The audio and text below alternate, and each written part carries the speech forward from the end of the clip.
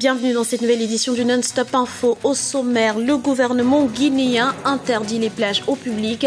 Une décision consécutive au drame qui s'est produit sur la plage de Rokbané ce mardi et qui a coûté la vie à une trentaine de personnes. L'Afrique renforce son attractivité économique. Selon le baromètre 2013, l'intérêt des investisseurs étrangers pour le continent est de plus en plus croissant. Et puis, journée de la femme africaine ce jeudi 31 juillet, à l'occasion de dresser un bilan annuel des avancées en termes de droits des femmes sur le continent. Mais tout d'abord, réunion d'urgence ce samedi du nouveau Parlement libyen, soit 48 heures avant la séance inaugurale prévue le 4 août. Une rencontre qui sera taxée sur la situation sécuritaire qui prévaut actuellement dans le pays.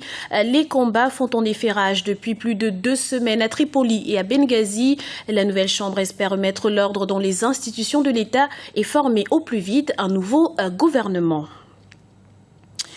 En Guinée, les plages sont désormais interdites au public, une décision du gouvernement qui fait suite au drame qui s'est produit mardi soir à Conakry. Une vaste bousculade lors d'un concert a causé la mort d'au moins 34 personnes.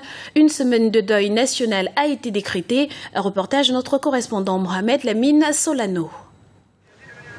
En Guinée, les plages sont de nouveau fermées au public. Une décision gouvernementale après la mort de 34 jeunes et des dizaines de blessés lors d'un concert sur la plage de Rokbané à Taouya en banlieue de Conakry. Le drame est survenu dans la nuit d'hier mardi lors d'un concert de 2 groupes de rap des plus populaires de Guinée. Le gouvernement va prendre toutes ses responsabilités. On va renforcer la brigade environnement et urbanisme pour empêcher toutes les occupations sauvages et privatives des plages et prendre des décisions sur nous-mêmes pour faire de l'aménagement,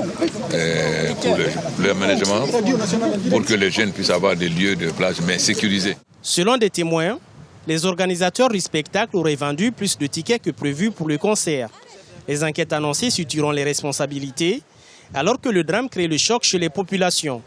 L'occasion pour le gouvernement d'annoncer un certain nombre de mesures. Le 4 avril passé, le gouverneur a pris la même mesure, adressée à toutes les autorités, pour que chacun prenne des responsabilités, pour que ce qui s'est passé l'année dernière ne se répète plus. C'est pourquoi le procureur de la République a été instruit par le ministre de la Justice. Des enquêtes vont être ouvertes, des responsabilités pénales vont être situées et au plan administratif, des décisions vont être prises.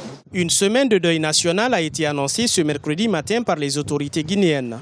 Le 1er janvier dernier, un événement similaire s'était produit sur une des plages de Conakry à Lambagne, occasionnant 6 morts. Aucune sanction exemplaire n'avait été prise à l'époque.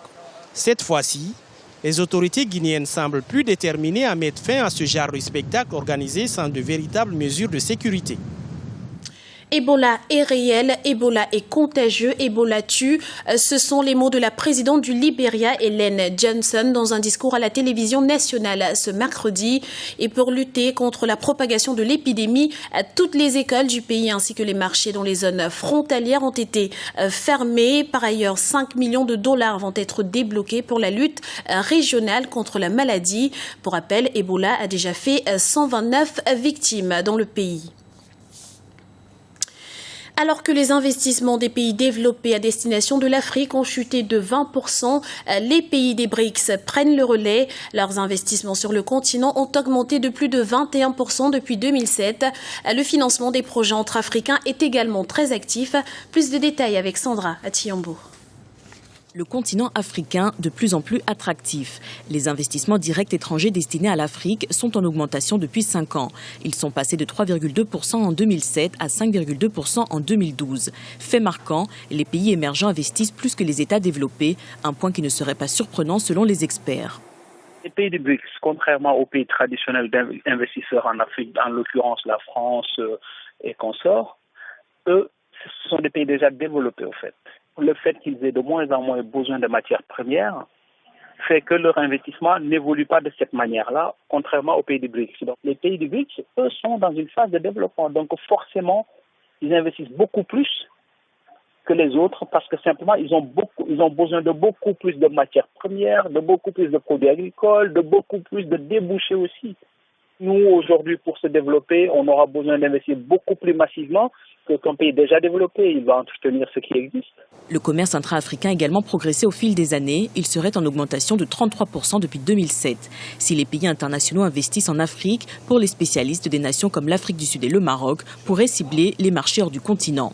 Autant les pays étrangers, en l'occurrence les pays développés du monde de l'Occident, viennent investir en Afrique, autant les petites puissances intermédiaires africaines investiront en Afrique aussi. Je pense que pour le moment, elles n'investiront qu'ici, à l'exception peut-être de l'Afrique du Sud, qui peut aller au-delà du continent. Je ne vois pas un autre pays africain sortir, aller investir aux États-Unis, au Brésil ou en France. Dans la monétique, comme au Maroc, quand on prend le cas de S2M, etc., eux peuvent aller investir peut-être dans des niches ailleurs dans le monde entier. Les domaines de l'énergie et de l'agriculture contribuent à l'attractivité du continent, mais les télécoms représentent l'industrie de services la plus rentable en Afrique selon les experts. Elle enregistre une évolution à 2 chiffres depuis au moins 10 ans. Dans l'actualité également, c'est ce jeudi 31 juillet qu'est célébrée la journée de la femme africaine. Plusieurs événements sont organisés à cet effet sur l'ensemble du continent. Initié par l'Union africaine, l'événement est l'occasion de promouvoir la femme africaine et d'œuvrer pour l'égalité des droits dans tous les secteurs. Et intéressons-nous justement aux avancées réalisées dans ce domaine sur le continent, 11 ans après l'entrée en vigueur du protocole de Maputo. Où en est-on? Ce document a-t-il permis de garantir les droits des femmes africaines? Élément de réponse avec Florencia Saint-Poré. Promouvoir l'égalité des droits pour favoriser l'épanouissement des femmes africaines sur le continent. C'est l'ambition du protocole de la Charte africaine des droits de l'homme et des peuples relatifs aux droits des femmes, adopté à Maputo en avril 2003. La femme africaine est très intelligente, elle est obstinée, elle est persévérante, mais elle manque de disponibilité. Pour les leaders africaines, le développement du continent africain passe par la promotion de toutes ses potentialités grâce à ce protocole. Comme vous le savez, il y a toujours eu une compétition entre les cultures commerciales et exportées et l'agriculture vivrière. Et nos États n'ont pas suffisamment investi dans ce secteur. Et il se trouve que ce qu'on appelle l'agriculture familiale, qui reste entre les mains de ce qu'on appelle la petite paysannerie, mais aussi les femmes. Le protocole de la Charte africaine des droits de l'homme et des peuples en ce qui concerne les femmes a permis depuis une amélioration de la condition des femmes, dont 46% sont au Sénat au Rwanda et 56% députés au Burundi. Mais le protocole doit être approfondi, notamment pour réduire les disparités salariales qui existent entre les femmes et les hommes. C'était le journal de la rédaction. Nous vous remercions pour votre fidélité. Retrouvez dans un instant une nouvelle édition du Non-Stop Info sur Africa 24.